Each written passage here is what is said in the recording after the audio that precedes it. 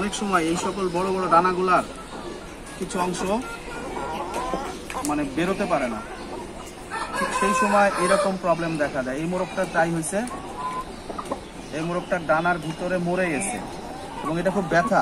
মোরগের এখানে হাত দিলেই মোরগ অনেক ব্যথা অনুভব করে। বিষয়টা একটু পরিষ্কার করে দেওয়া বাধ্যতামূলক, নাহলে দেখা যায় যে মোরগ মুরগি ব্যথায় অনেক সময় অনেক সিমটম করে। এটার ভিতরে যে পশমটা ছিল, মোরগটা ব্যথা পাচ্ছে দেখে লাফাচ্ছে, যে পশমটা ছিল সেই পশমটা ঠিকভাবে বের হতে পারেনি। আমি এটার মুখটা পরিষ্কার করে দিয়েছি, কাছে নিয়ে আসো, এবং এটার ভিতরের পশমটা আমি আস্তে আস্তে চাপ দিচ্ছি। মোরগটা বেশ লাফাচ্ছে এবং দেখা যাচ্ছে যে এই জায়গায় এই যে খুবই গন্ধযুক্ত এবং খুব বাজেভাবে আটকাইছে। এটা মোরগটা খুবই ব্যথা পাচ্ছে। এই যে এই পশমগুলা প্রস্ফুটিত হতে পারেনি, পচে গেছে, কিছুটা পুজের মতন দেখা যাচ্ছে। আমরা মোরগটার একটু ধরে চাপ দেওয়ার ব্যবস্থা করছি, এই যে ভিতর থেকে বেরিয়ে যাচ্ছে।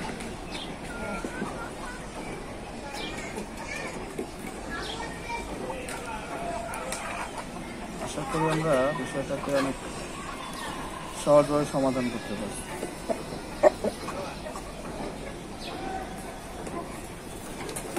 খুব ব্যথা তো, মোরগটা এই জন্য লাফাচ্ছে।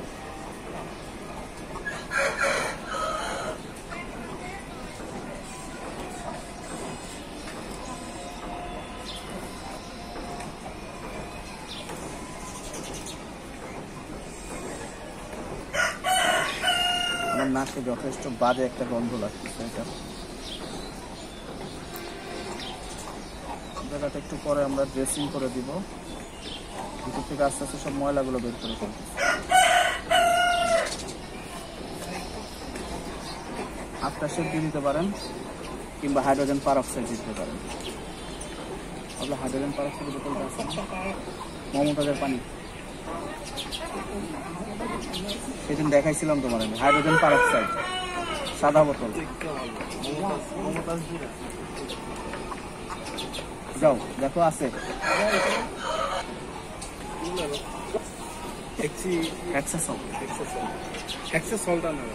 ওই যে লালটা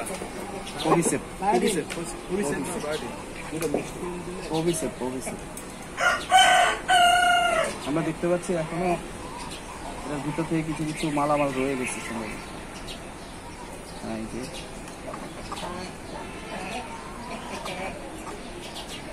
কটন বাটা থাকলে ভালো।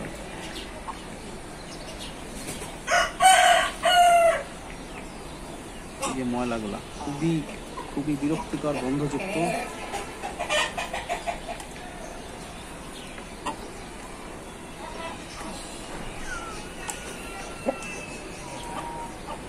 এই যে লাস্ট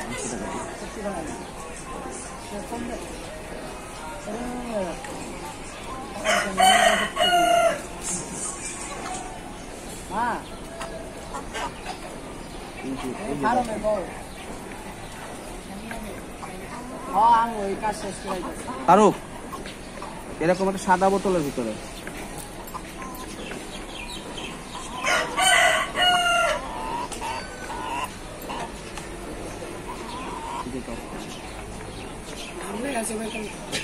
হাইড্রোজেন পারঅক্সাইড লাগে, তাহলে তো কটন বার আর হেক্সাসল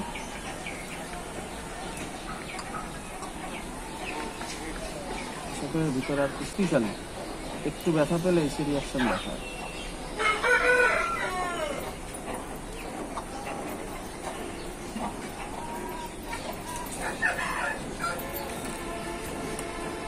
ভরাও যারা আমাদের কাছে হাইড্রোজেন পারঅক্সাইডটা আছে কিন্তু আমরা পাচ্ছি না।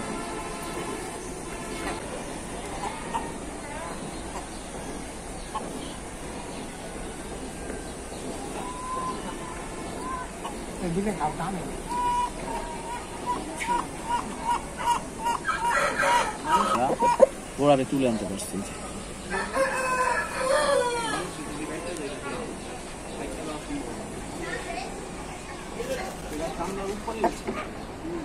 আমার